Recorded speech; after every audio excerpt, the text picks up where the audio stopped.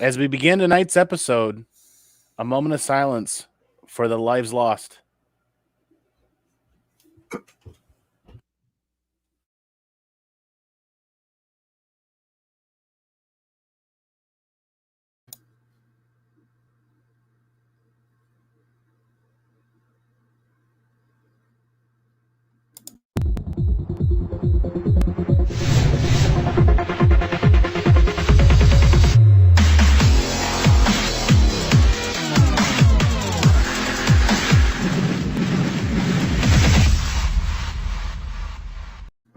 All right, tonight's Modern Men is powered by the Hero Initiative. Want to figure out how you can help creators in need? Go to heroinitiative.org. See how you can be a hero to those creators in need.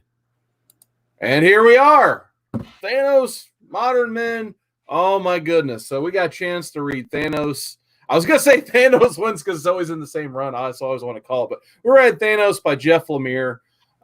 We got plenty to say about that, I think. I know me and Andy were chatting a little bit, and Drew was giving us some disgusting faces when we were giving our reactions. So this is going to be an interesting book review. I think it's kind of a place we haven't treaded quite yet on our show. So I'm kind of actually now looking forward to this. But we decided to just kind of make this a whole big Thanos special, basically. So once we get our book review done, we're just going to talk about, what Thanos means to us, what we've read about Thanos, and if he holds up to, the top tier villain level that Drew thinks he does. Maybe he does, maybe he doesn't. Only the greatest villain ever created. But before I get into you guys, let's get into the chat here. We got Chris Barrett, the Cosmic King has arrived. He rolls over Thanos. I'm sure Chris Barrett does. We got Bear Island Comics saying, let's go. He's ready. He's ready to talk some Thanos tonight at Bear Island. We got Mark Knapp 68. How you doing, Mark? Nice to see you in the chat tonight. We got our pal, the Stream Elements robot, always patrolling, always on the hunt for those people who are not being good in the chat. We got Catrin Figures said had to get eaten by a gator so I could see some Modern Men. Yeah, I was watching some cat fight gators and catfish earlier on her channel. She got a new PS4 game where she can fight. Was she streaming? Shark. So, yeah, she was streaming, live streaming. I got to get on that. I got to get on watching that. So, yeah, and of course, who we're going to welcome up first, ComicManAndy. Oh, my God, the beard, it's almost down to the Comic Core logo on your T-shirt, man. How you doing, Andy? How's the beard? I'm doing quite well. This thing is getting, shall I say, cosmic? There you go. I can see an Infinity Stone kind of start to grow like in the middle of that. So maybe that's what powers this beard. Yeah. The beard gem. But anyway, Drew, how you doing down there? Oh man, I'm doing pretty good. I got a new PC. I spent yesterday setting that up. I spent today playing Age of Empires and then taking a nap before this show. So yeah, I'm doing pretty good. All right, so we did have one last thing before I get started on the review tonight. So we're hyping up June 8th already, and you guys can guess what that image means. So coming June 8th, stay tuned for more information on a big special coming up. But tonight, we're talking Thanos by Jeff Lemire. So this one came out, they're kind of hyping up. I think, Drew, you can correct me if I'm wrong. I don't know the exact year this came up, but I believe it was like right before the Infinity War hype and all that stuff. I feel like Thanos Wins was like the exact time that Infinity War hit theaters. So this is probably about 1 year before all of that came out. Am I right? I think it was in 2015. I don't know if this really ties into the Thanos and the MCU hype at all. Yeah. It rolls right out of Secret Wars, where actually it rolls right out of Civil War 2. So Thanos is gone and he's missing. He comes back in the Ultimates. They breach basically the Cancerverse, and he comes back. He fights his way back from nothingness. He ends up on Earth, and in the 0 issue of Civil War 2, they know that he's coming because of Ulysses. Just a little bit of inside baseball. So the Avengers are like, let's go get him. And then Rhodey dies when Thanos puts his fist through his chest. And then he's held captive on the Triskelion until the middle of Civil War II, where he escapes. This is after that. He's been dead. He's been out of existence, and he's been held captive on Earth for a number of years at this point, I guess continuity-wise. And this is him coming back to claim what is his. All right, cool. Well, that explains how the story starts, because I didn't read Civil War II. I skipped that one, I got to be honest. So, you got to read the Zero issue. Yeah. It's great. Carol's like, let's get the Avengers. And then they show up, and Rhodey's like, oh, I'm dead. And everybody's like, what the fuck? That. Yeah, so it starts off with Corvus Grave. He's basically running the planet while the Mad Titan's gone. He's actually kind of made it a better place in his opinion. So I thought that was super interesting. You got Glaive kind of rolling the joint and everything, and then all of a sudden, I'm sorry, boom, you rolling the joint. Yeah, I threw that in for you, Drew. You're welcome. But anyway, you just see Thanos' feet hit the ground crackles, and then you go into your big splash pad where it just says Thanos, and then he immediately just causes a big stir. And that's where we go from there. So, Drew, what did you think about the way this started out with Glaive versus Thanos? I think rereading this run, it doesn't hit as well as it did the first time around. But this #1 issue really still does. It really still kicks this series off in a way that I thoroughly enjoyed. Thanos has been gone. And the second he steps away, one of his slithering little minions is like, oh, well, I might as well be the boss now.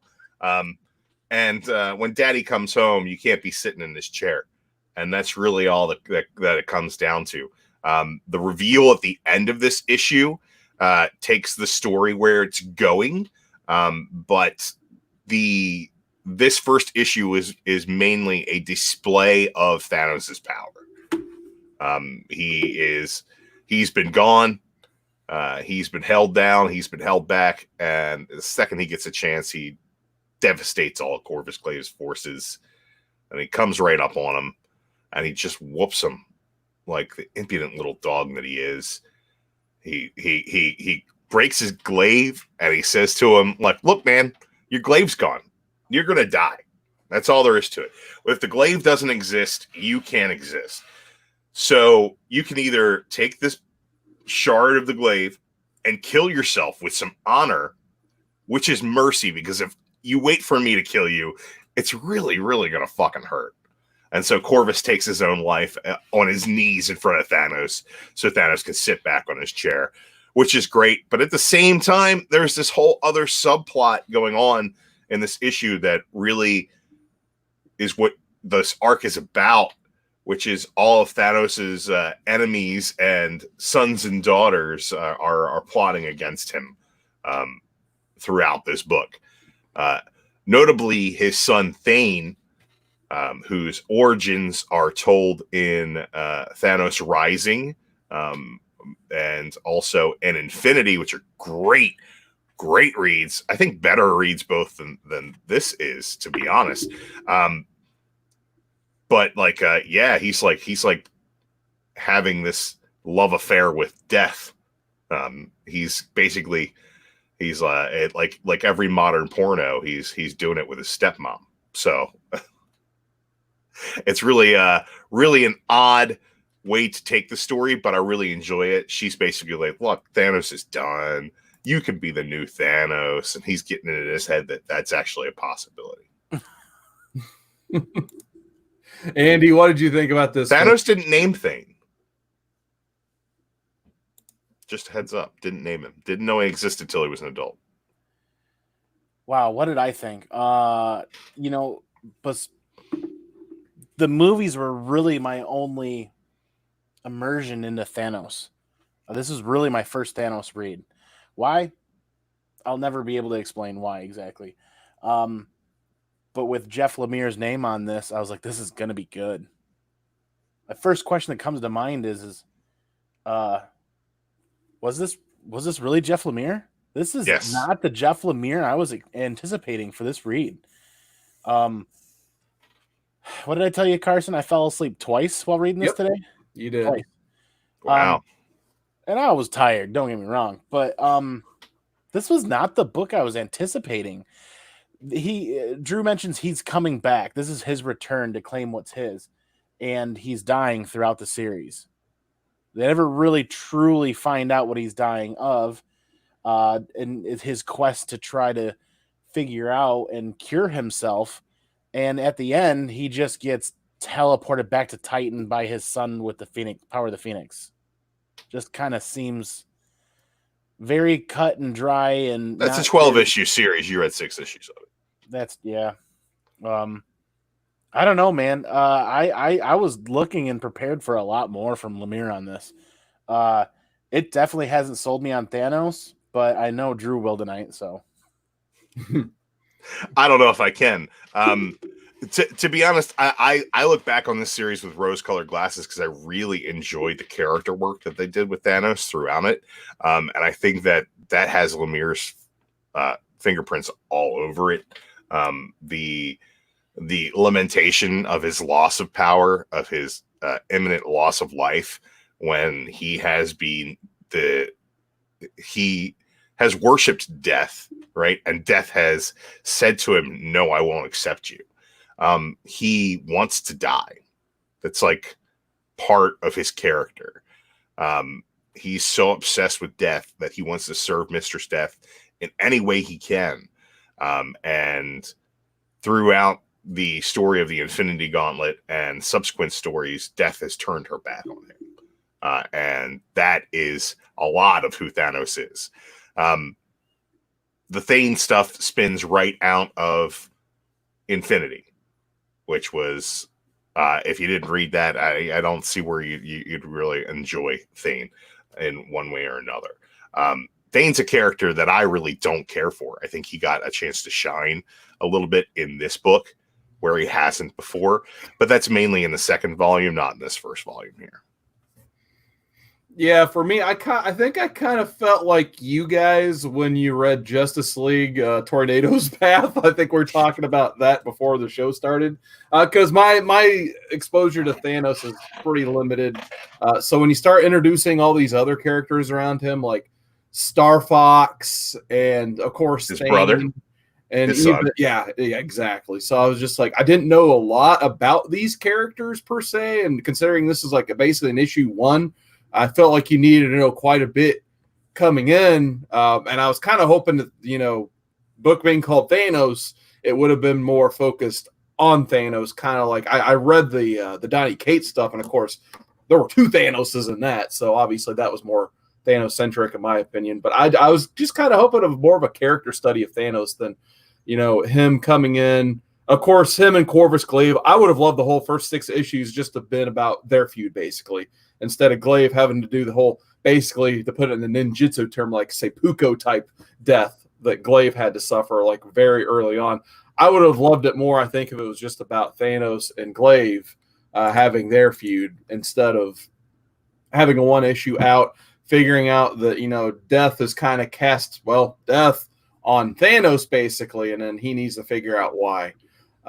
So Drew, I was going to ask you next, what do you think about the Shi'ar Empire? I know you're an X-Men guy as well, and I always like getting the Shi'ar wrapped in these intergalactic feuds. So tell me about the Shi'ar that was in this book.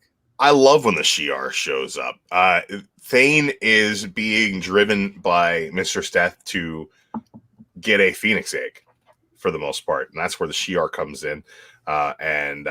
And it's kind of, I really dig what they did with the Phoenix entity in this whole run.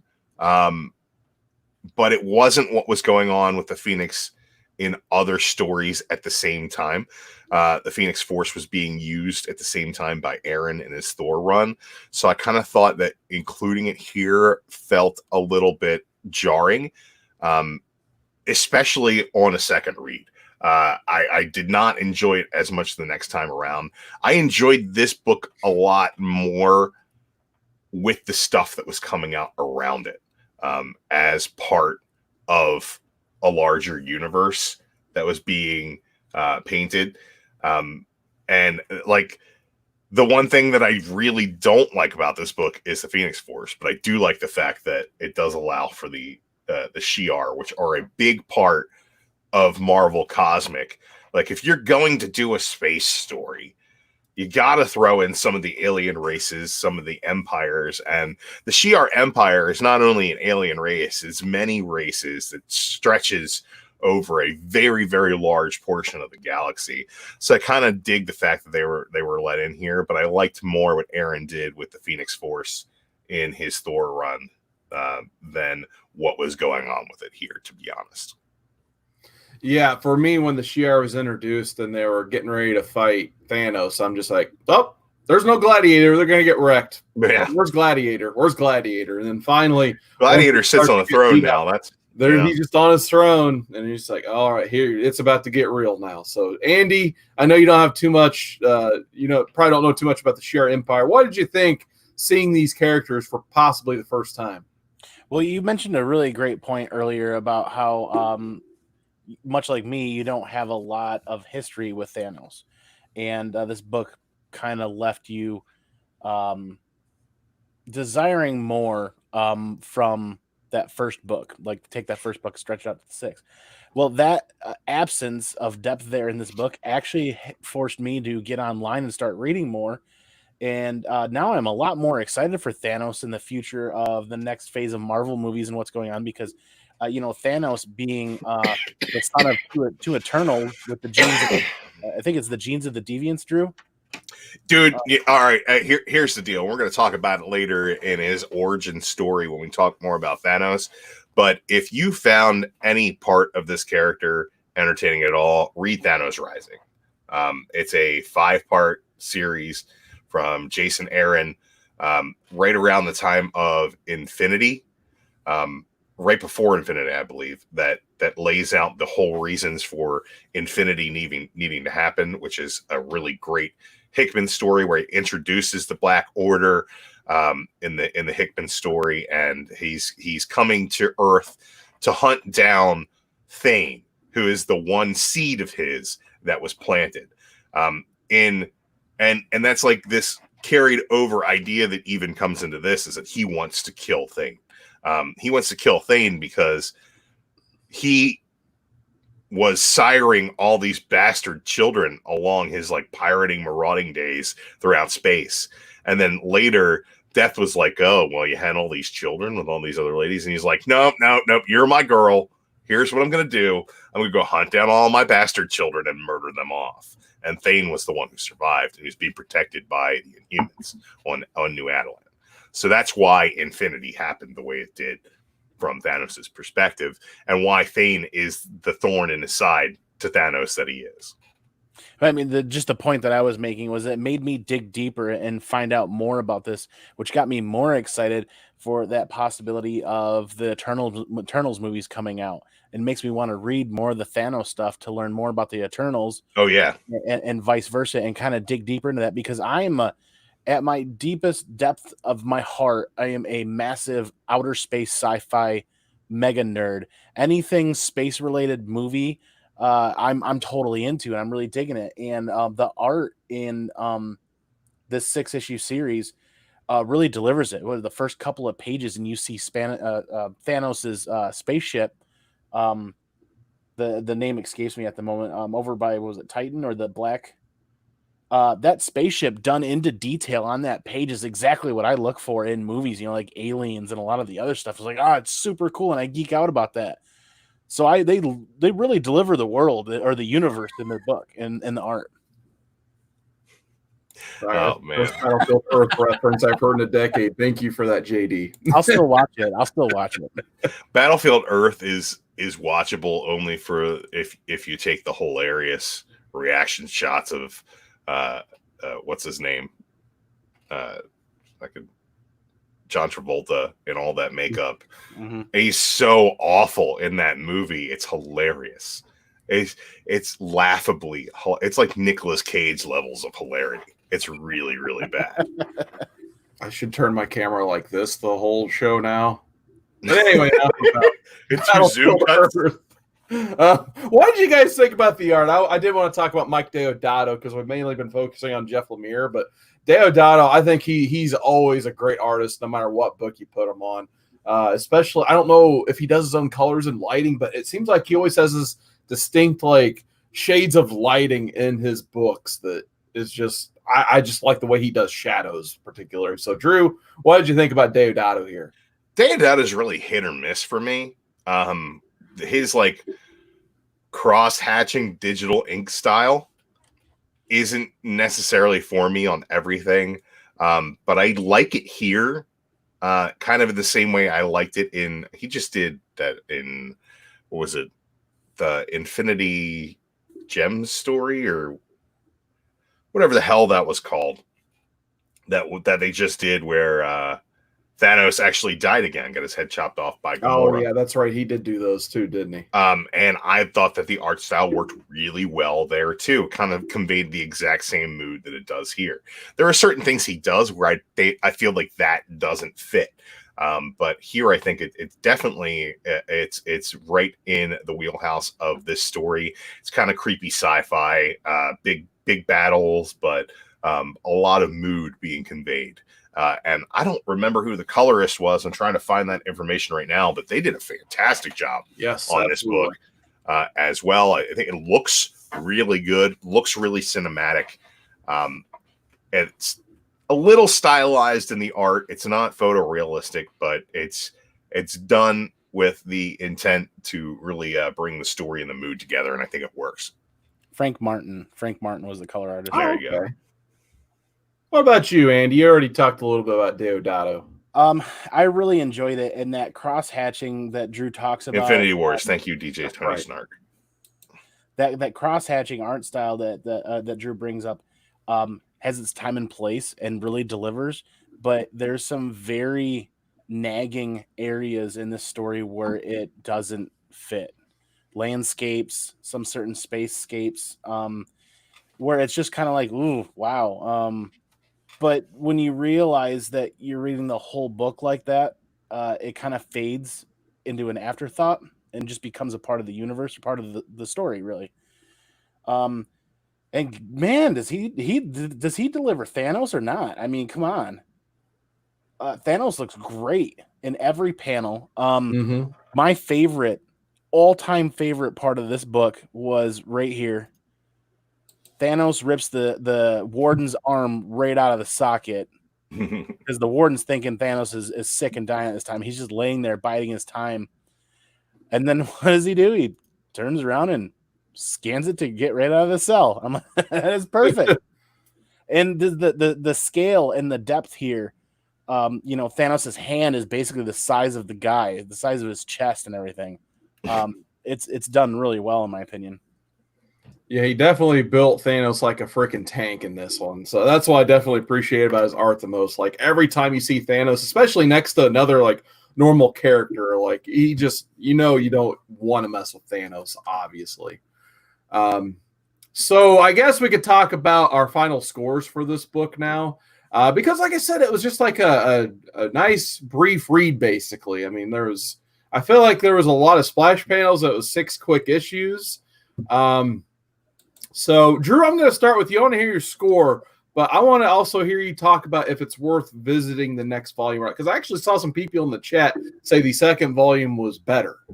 Oh, I think that I remember it all as one thing. That's the problem with this. I'm like, you guys need to read Thanos Volume 1. It's only 6 issues. I was wrong. It's 12 issues, and I think that the second half is definitely better. He has this really cool moment where he goes back and has a vision of him saving the day and being one of the Avengers. And just in the middle of it, he's like, wait a second, this is an illusion. And then he just starts murdering all of his Avenger friends. It's really good. I think that overall, I really enjoyed this read, but I think as I finished it, it wasn't as good as I remembered it being. And all I wanted was the conclusion that I got from the next 6 issues. And so the first volume, this is my pick, guys. I've been wanting you guys to read it for a while, but I'm going with 7.5. Andy? I thought I was being hard on it, giving it an 8. That's in my head where I was landing was an 8, and it was The art really helps bring the story back for me. We got to be honest here. This is not the Lemire I was expecting. I've read quite a bit of Lemire in the last year, and I was expecting a higher level of storytelling. This really felt like a '90s villain movie story. For me, everything that Thanos does in this is like shockingly impressive. It's just like, okay, let's put his back against the wall. Let's put more things in front of him, more obstacles.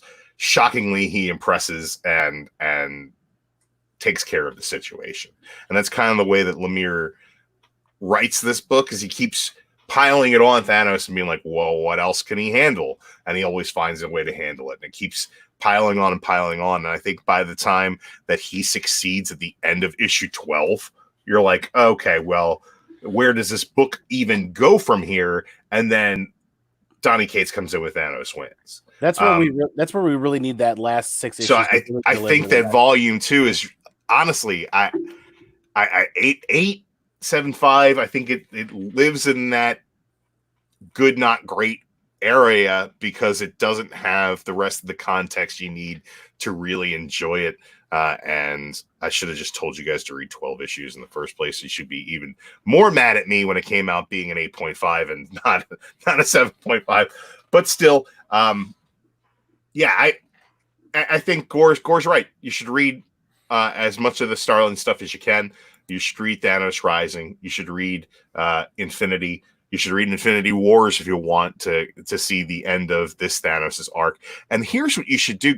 I hate telling people to do it because people say, I don't want to read that. You should read Civil War 2, and you should really enjoy that number 0 issue where he completely decimates Rhodey with one punch. It's so great. I mean, and then the rest of the series happens. But that part's awesome. Yeah, for me, I think I was going to go 7.0 exactly on this. I really enjoyed Deodato's art. I think he draws Thanos really well. Like Andy, I was kind of expecting a little more considering it's the same run that had that insane Donny Cates storyline. And obviously Lemire's track record is pretty good.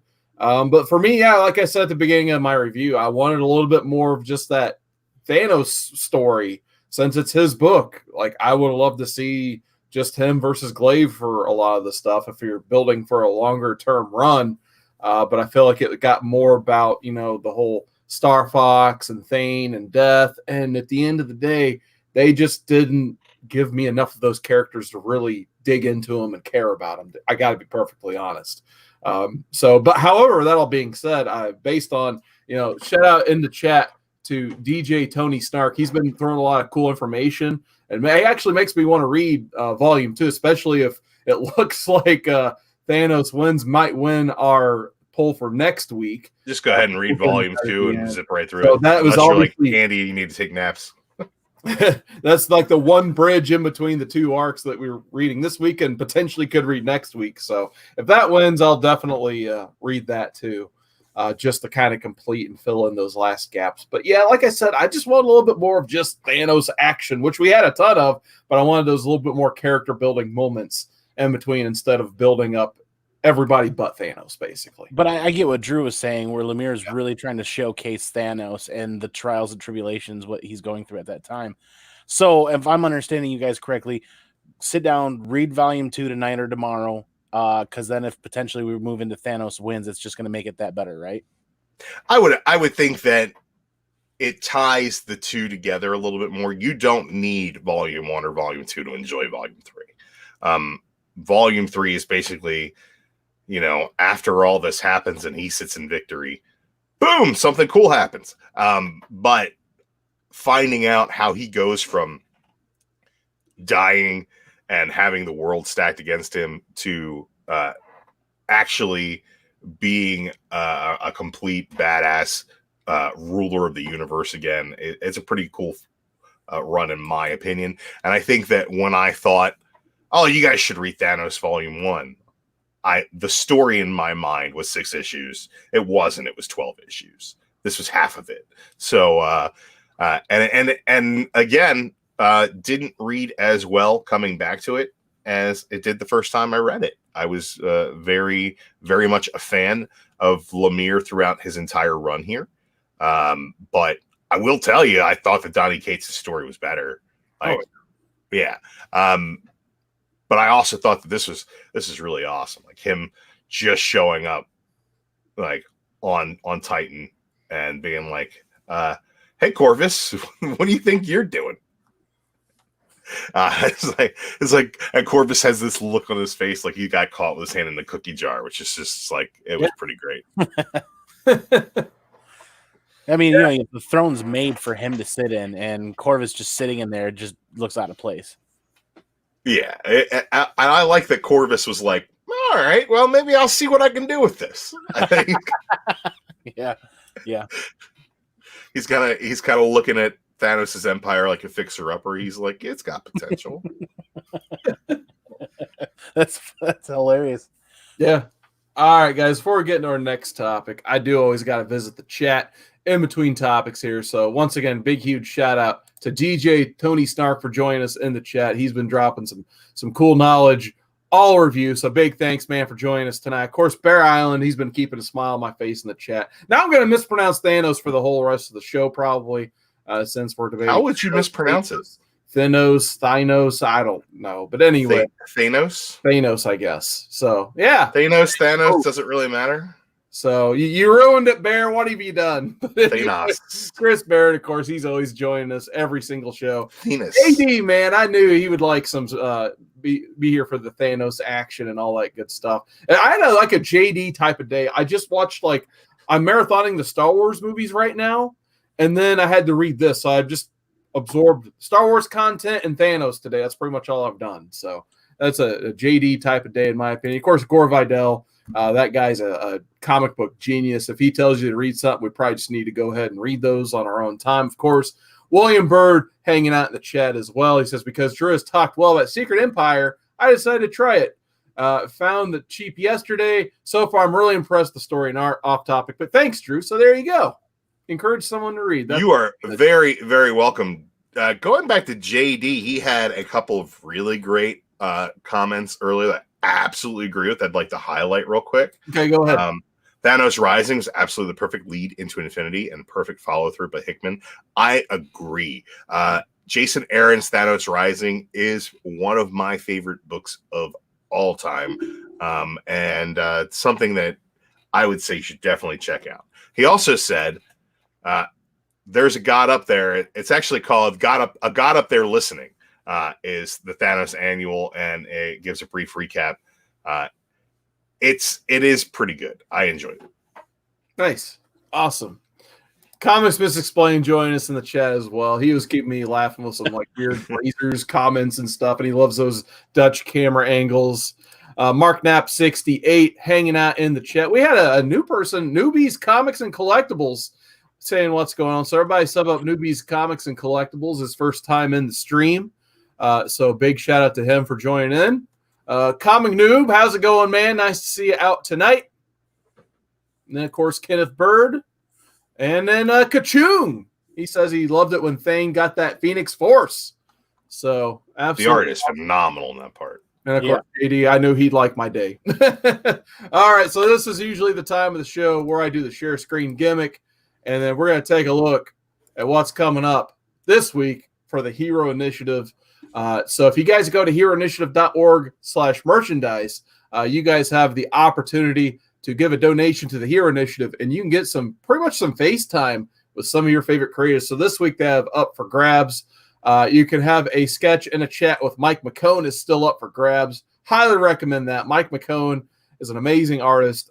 Getting commissions from him is an absolute. I mean, he'll knock it out of the park on that. Trust me. He does some great stuff. I got one of his stuff in my sketchbook. I got that Dr. Doom, if you guys seen him. Oh, that's an amazing piece. Yeah, and that was just a headshot. So I think he gives you the bust with this one.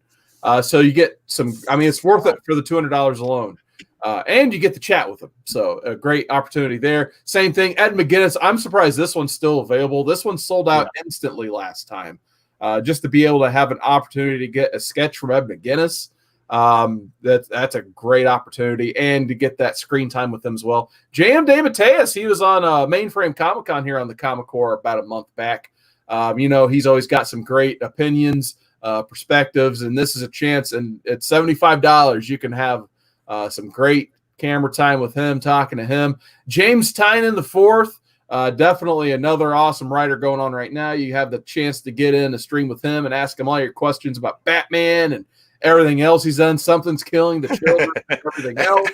Ask him if he's got long-term plans for Punchline. I guarantee he doesn't.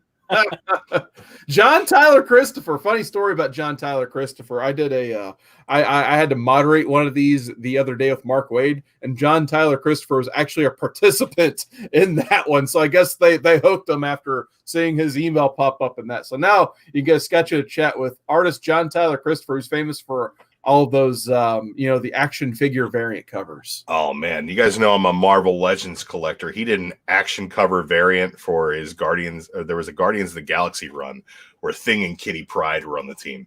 And he had Ben Grimm Thing in his Guardians of the Galaxy, tunic, and that as an action figure. And I was like, if that was in the store, I would buy it right now. Unfortunately, they're never going to make that. So thanks a lot for teasing me, John Tyler Christopher. And then the last one up for grabs, Jeff King, TV and comics writer. So only $50 to get a chance to chat with him. So you got 6 deals you can get in on this week. So always fun hanging out with the Hero Initiative and doing all that stuff. And one last chat shout out. We got Aggressively Relaxing sneaking in there. He says, I've been washing dishes and listening. Thanks for helping me kill some time. And we got Comic Brain Terry just hopping in there as well. Sweet logo on the Blackest Night there. So Comic Brain Terry, nice to see you in the chat. All right, Drew, this is your time to shine, man. I know you love talking Marvel Comics, and I know more or less in perspective, jack squat about Thanos compared to you. So sell me on Thanos. What should I go read, and why is Thanos the best villain of all time? Well, see, starting way back in the 70s in Iron Man number 55, Thanos debuted, and Thanos, Jim Starlin even admits that he's a ripoff of 2 characters mashed together. He's Metron and Darkseid, right? Well, originally, to be fair, he Darkseid, his first incarnations of Thanos. I did some studying, buddy. His first writings, his first incarnation of Thanos wasn't based off of Darkseid, right? No, it's based off of Metron. Yeah, Metron, because the chair is a big part of it at first. And then he becomes larger and more menacing, just because the chair is kind of a gimmick that went away because they didn't even utilize it in the first couple of instances of his existence. He comes and he attacks Iron Man, and that's the first appearance of Drax the Destroyer. He's trying to kill Thanos. Everybody wants to get Thanos. It turns out he's a robot. Classic comic book storytelling. It's a robot. Well, is there a real Thanos? Oh, yeah, there's a real Thanos out there. Then he shows up later in Avengers and also a lot in Captain Marvel. Real big part of the Captain Marvel mythos, which is why I've become such a big fan of Thanos myself. But he really comes into his own in the Infinity Gauntlet. Before that, you have was it Infinity Quest, where he got the gems together, or Soul Quest. I forget what it's called. They're all Infinity something, Soul something. It's 80 variations on the same freaking title. But if you pick any of them up, you'll be happy you did.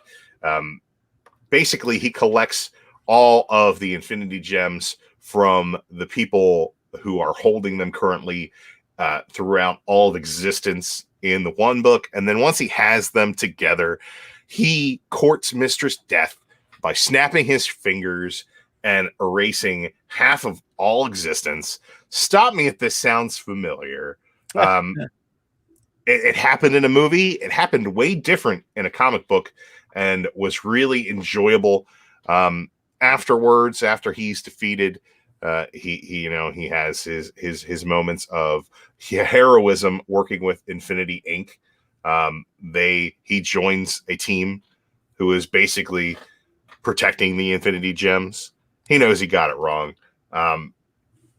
but he keeps trying. You know, he knows that he can create a better world than anybody else, and we find out why he feels this way a lot in Thanos Rising, which is Jason Aaron's tale of Thanos' birth through his rise to power. And he's born a deviant. Basically, he's a mutant amongst the Eternals. That's how that works. When he's a kid, he keeps getting these visions. Well, he has this friend who's a little girl who tells him to do things. Turns out it's Death, and he's seeing her in his head the entire time. You know, he's experimenting on animals in a cave. You know, he's kidnapping and torturing fellow students, and they're going missing, and they're like, where did these people go? And he's like, yeah, I don't know, maybe they needed to be an experiment. He kills his own father. He turns his back on his people. He's a marauding pirate. He not only does he, you know, he rapes and pillages his way through the universe, then he goes back and murders all the bastard children he sired along the way. He's just one of those characters that the beauty of Thanos is the tragedy of Thanos. He's all powerful. He could definitely rule the universe if he could get out of his own way. And the thing that puts him in his own way is his love for a woman who, whether she be an entity of, you know, an eventuality of the universe, or an actual woman, or just a vision in his head, it's an unrequited love. Death has nothing for Thanos. Thanos works for Death. And I think that he'll never achieve what he wants to achieve because of this. And different runs handle this pathos differently. Like sometimes he's very comedic. Sometimes he's just absolutely brutal. Sometimes he's cold and calculating, but he's always a powerful villain. And you know, he's always a smart guy. You know, he's a scientist. He's on the level of Doom and Richards, but like cosmically. And a lot of that comes from the fact that he's a cosmic character. Like in Endgame, you know, Tony Stark is like working real hard on this portal, and he's like, well, I'm a genius, and Rocket's like, yeah, you're a genius on Earth, right? So you got to think that, yeah, he comes from the Eternals, and he has that heightened level of kind of almost immortality already, kind of like an Asgardian already, and on top of that, he's a mutant with superpowers who can grab a glove that gives him control of the entire universe if he's got the right jewelry on it. I think that he works so well as a villain that you can kind of plug him into any situation.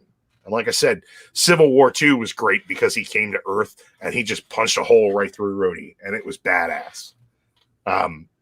Secret Wars, he works with everybody against Doom, you know, so he's part of the team. It's really fantastic.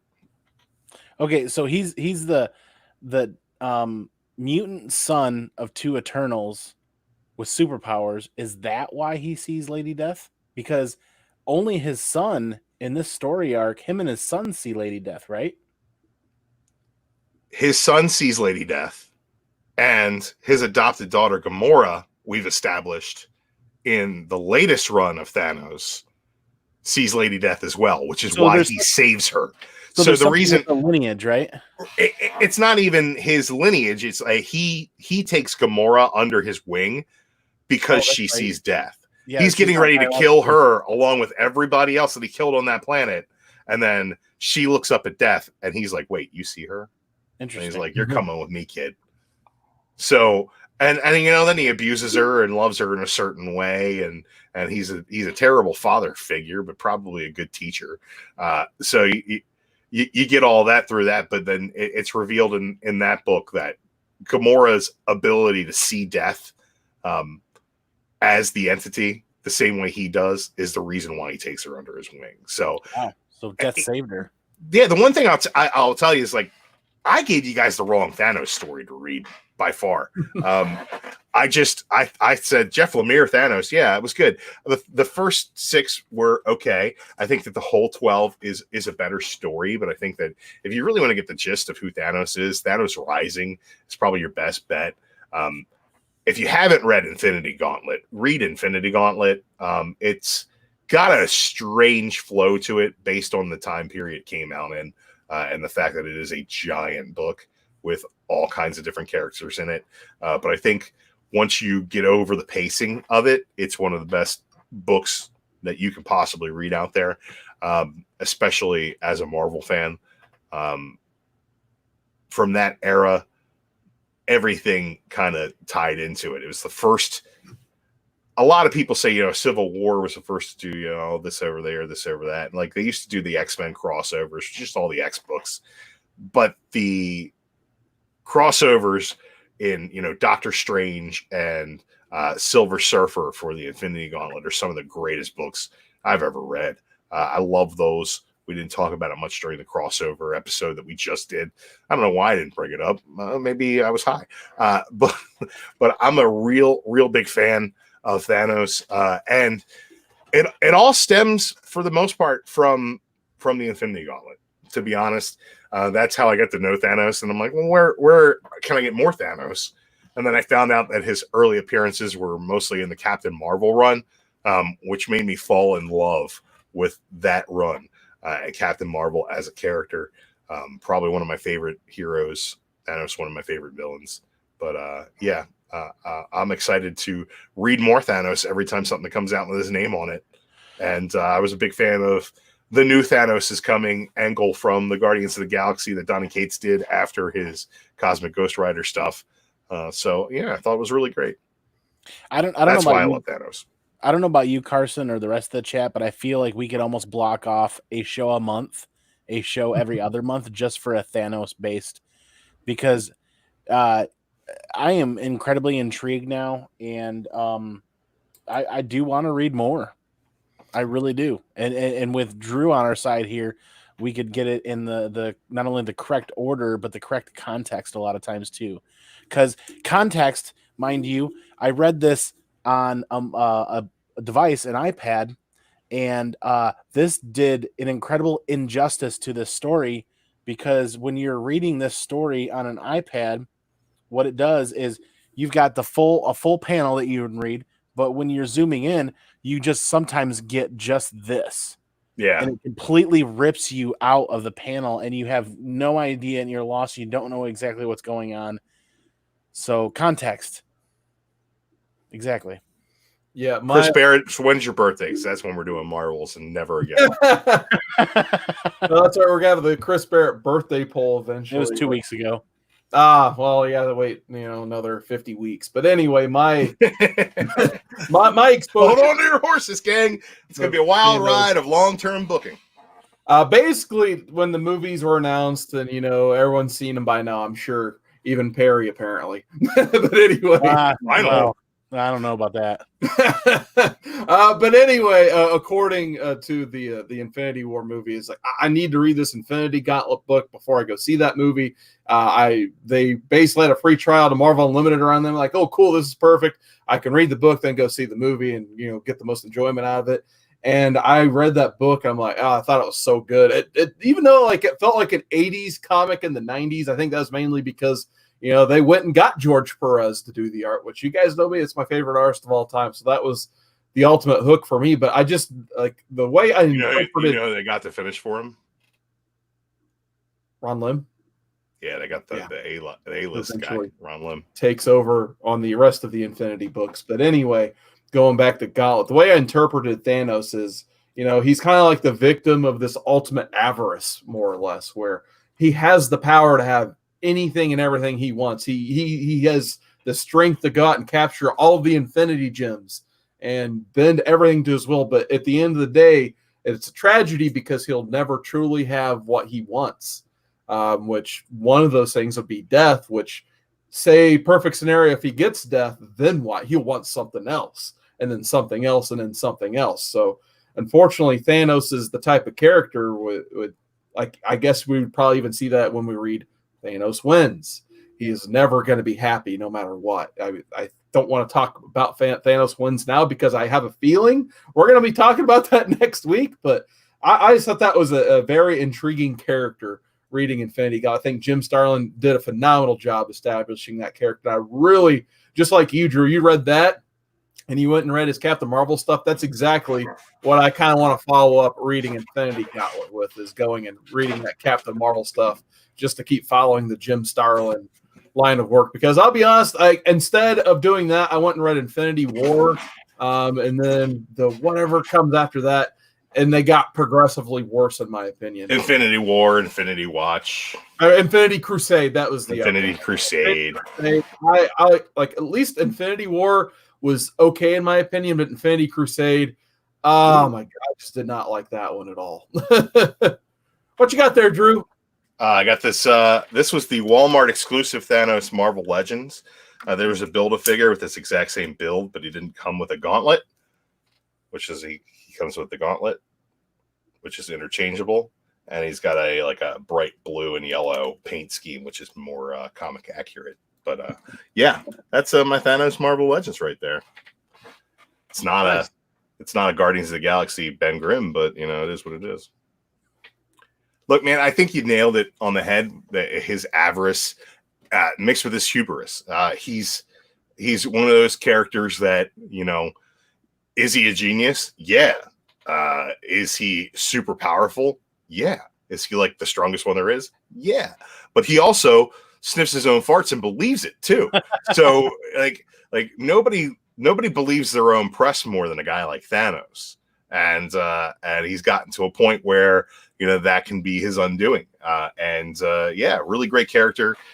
I dug this story we read today or this week, and I really, really enjoyed it. Not as much as the first time around, but I think that if you read volume 2, you'll see a lot of the threads that are laid to bear in this first volume wrapped up. I think Thanos Wins is one of the greatest modern trades that you can get. Just absolute fun from start to finish. It's close to winning. It's really great. But I think if you want to know as much Thanos as possible, if you want to get into the psyche of who this character is and why they do what they do, Jason Aaron's Thanos Rising is probably your best bet. Nice. So, Andy, with all these recommendations coming out of the chat and coming from Drew, if besides Thanos Wins, where would you go for more Thanos, Andy? Or what would your next stop be? I would go right to Infinity Gauntlet, just like you guys talked about. I have not read that yet. I'm going to get a lashing from the community here, but I have not read Infinity Gauntlet yet. And that should be extremely high in the top 5 of reads that I need to do in the next couple of months. So if that answers your question, yeah, Infinity Gauntlet. Hey, just remember, I tried to give the community a chance to vote that one in, and it actually didn't win. I don't remember what one. They got nowhere near close. It didn't. That's why I thought it was going to be a shoo-in. So no, I wouldn't feel too bad for not reading it, because a lot of people, I was surprised it didn't win. It's hard for us to get a lot of traction on anything like pre-1990 that's not really, really big. I think that was 91. And I think that this is... Oh, is it 91? Yeah, it is 91. It feels like an 80s, but it actually was early 90s. I think you're right. I think anything from that era, though, it's a different reading style than modern comics. Agreed. Yeah, especially a lot of that Punisher stuff that I read. Oh, that's right. I'd probably go Thanos Quest next. JD, he's a Thanos expert as well. He's saying go Thanos Quest, then Gauntlet War Crusade, then Revelation. Well, Thanos Wins is leading the poll right now, and then it's only Monday night. You took the gumption and put that poll up, a day early? Yeah, so I was going to go ahead and segue into that. So I'm going to go to the share screen again, and we're going to take a look at what you guys can pick from next week. So I kind of have a feeling where this is all going to go based on, it seems like there's a lot of Thanos people and Donnie Cates fans in the chat. Did you vote for Redneck? I always vote for the lowest one, so I have visibility on the poll under my profile. I want it to be known. I want to reiterate that I wanted Redneck off this poll, and I wanted Death of Inhumans to be on it, because I knew that neither one of them was going to win, but I just thought the Death of Inhumans was the better book. My horse just puked thinking about the Inhumans. But anyway, I think the chat will be happy to know we're going to have an all Donny Cates special next week. So we're going to talk about the career of Donny Cates, the books we've read from Donny. Of course, we'll probably talk a little about God Country again, which we have reviewed on this show. But we have put together a poll of all 5 Donny Cates reads because I had a feeling that once we establish this poll, we're going to put Thanos wins on the poll. And no matter what we put up against it, Thanos was going to win. So I figured, you know what, I'm just going to go and throw all the Donny Cates in there, except for Death of Inhumans, apparently. And the choices you guys have to pick from. Drew already talked a little bit about Redneck. I haven't read Redneck. I was kind of interested to see how that one would go. It's vampires. If you like vampires, you'll probably dig it. I like me some True Blood. I love Buffy the Vampire Slayer, man. Come on. But anyway, Venom, another phenomenal run that he's done recently that people have gone crazy over. I'm not a Venom guy. I got to say, I did enjoy what of his Venom run I have read so far. Of course, come on, Thanos wins. Like, that would probably be the next natural stop. I don't even think we need to sell Thanos wins further. I also put Cosmic Ghost Rider on there, which I feel like is more or less a sequel to Thanos Wins. So if there's one I probably would have subbed in and out, probably should have been Cosmic Ghost Rider, to be honest, because I could only imagine, like, Andy, if you haven't read Thanos Wins, and I've only read it once, how confusing Cosmic Ghost Rider would probably be not reading Thanos. Wrap it up in the first page, to be honest, to tell you who the Cosmic Ghost Rider is, and it's still enjoyable, but I think Thanos Wins is definitely the guys. Come on, vote for Thanos Wins. And then your underdog in the fight, Drew. There's an underdog. It's staying in the fight like a hungry dog the here. Underdog is Redneck. Silver Surfer Black is a behemoth. Silver Surfer Black can still take this thing. We only got 37 That book is amazing, and if I have to read that one again, I won't have a problem with it. So this could be the Thanos breaker here. Good old Silver Surfer, which I have not read this one all the way through yet. I would love to take this opportunity to finally read all of that arc. So definitely. So there's your 5 choices. And then I guess we could scroll down to see, I guess Drew's having people vote for him now. He's paying people off to vote for him in the roundtable topic. So I don't even think I voted in that roundtable topic. I voted for Chad. By the way, what's going on, Chad? Nice to see you in the chat. Oh, boy.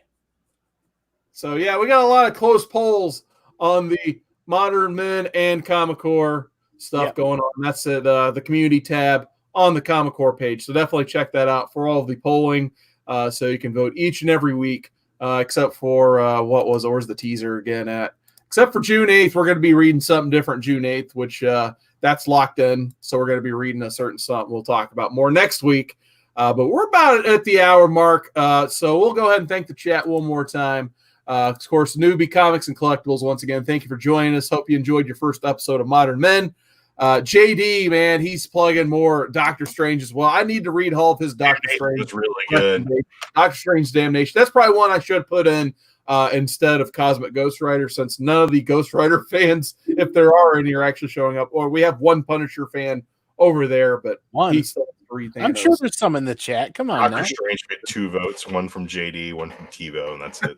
So that vote last week almost hit 70. Maybe we can get that past 75 or 80 this week. Yeah, as I said, I've been digging the fact that every time we do these polls on Modern Men, the votes always just keep going up. Some people vote like on the weekends after the polls are closed, but still, it's fun to see. Like, this Thanos run actually won last week too after the polls closed. People kept voting for Thanos after Andy typed in the polls closed. You can stop voting now. People still voted to make Thanos win 2 polls in a row, basically. Right. So you bring up a great point. We used to let it run. Once we moved from the randomizer to the poll, we used to let the poll run all week, right? Well, then we realized not many people had time to get or procure what it is we were going to read. So we cut off the voting at Thursday night, 10 p.m. on Andy Given Thursdays. So far, I didn't miss last week. Then maybe we should try to get the poll up earlier. That's something I kind of didn't think of until yesterday too. I'm like, it's Sunday. I'll throw it up now, but maybe we should just go Thursday to Thursday. So if you guys have any feedback on, how you want us to determine the reads, please just drop them in the chat, comments below, and all that fun stuff. But once again, just thanks for everybody joining us. Of course, JD as well, Chris Barrett, Comic Brain Terry, Fish Tropic, my first subscriber ever. Didn't get a chance to say hi to him yet. William Bird, Katie Kaboom, what's going on, Katie? How you doing? Nice to see you in the chat. Hi, Leah Comic Bro, stop by. But Andy, where can people find you? Oh boy, every Monday night, Modern Men, my favorite show of the week. I learn a ton, or I get to share a ton. And every Thursday night, you guys can find me on Any Given Thursdays here on the Comic Core, 10 p.m. We put a panel of guests together. We go around the horn. We talk about some cool stuff. Everybody shares their experience, and we close out the Modern Men poll. Then you guys can find me on Saturday nights occasionally on the Downright Bored and Annoyed with ComicManAndy. That's usually on Downright Nerdy podcast channel or the Bored and Annoyed podcast channel. And you guys can find me on the Pinkies Out podcast, actually, doing beer stuff. When this whole ordeal that we're going through is over, we'll get back together. More importantly, that I'm really excited about, I have my own channel. You can find me there tomorrow at 2:00 for a special unboxing, and I spent the entire day making my favorite thumbnail for this. ComicManAndy and the Raiders of the Epic Grail. There's go. There's a little sneak peek for everybody. 2:00 tomorrow on my channel. I'm doing an epic unboxing of a Grail for the family. That's where you guys can find me. Thank you. Awesome. What about you, Drew? Oh, you guys can find me on Twitter, DruManchu Comics. And you can interact with me there when I feel like interacting. And you can find me, Drew Manchu, on the old Instagram. You can find me posting videos here on the Comic Core, everly so occasionally. And then Friday nights, I'll be going there for that roundtable, baby. You know I'm going to be there. Check those polls, man. Apparently, I'm a fan favorite. I can't figure that one out. Well, you just picked everybody from an alternate universe nobody reads, so they should be right. It's good. I don't know. It's been crap for Lex Luthor is not from an alternate. There's Lex Luthor in every universe. Come on, not in the Marvel universe. Yeah, that's why I read DC. But anyway, you can find me. Search Seawater19, Instagram, Twitter, YouTube, all that fun stuff. Be doing Tuesday night live stream tomorrow, 7 p.m. Eastern. Actually, I have a few more pickups from last week to show off. Me and Mike are taking a little bit of breather on Comics of the Atom this week. I think this weekend we're going to record our first Animal Man episode. We're going to be reviewing Animal Man by Grant Morrison, the entire run, probably broken up in about 4 or 5 parts, depending on how fast we talk about it in those 4 or 5 parts. So can't wait to revisit Buddy Baker and his family once again. It's one of my all-time favorite runs. So I can't wait for that. And, of course, we got Comic Core Roundtable this Friday on the Comic Core, 10 p.m. Eastern. So definitely feel free to stop by. I have no idea I never know what to expect on Fridays, but I'm sure it'll be a good time. Will be had by all. Maybe Mark will read that book that Drew said he had to read. Maybe Drew will get another chance to tell Mark to read something else or a panelist of his choosing, since he appears going to win this poll. I don't know about all that. We'll see. How close is it? Let's see. It is. I think you got more votes today, actually. So, did I really? Like I said, you're at 35% now, but there's only 31 votes. So once you guys vote for your favorite Donnie Cates read, how many votes are there? Because there weren't that many views on the video. Yeah, there's 31. I think people are just voting for their favorite person basically at this point. And Drew, there's no way that's true. Over. So 35%. A third. There's no way that's true. Drew, you got 10 people to vote for you so far. Congratulations. But yeah, scroll down and vote. Go watch the roundtable. At least scroll to the end, see what villain team you like, and give us a vote. It'll just be fun for us to calculate on Friday. But until next time, guys, we'll catch you next time.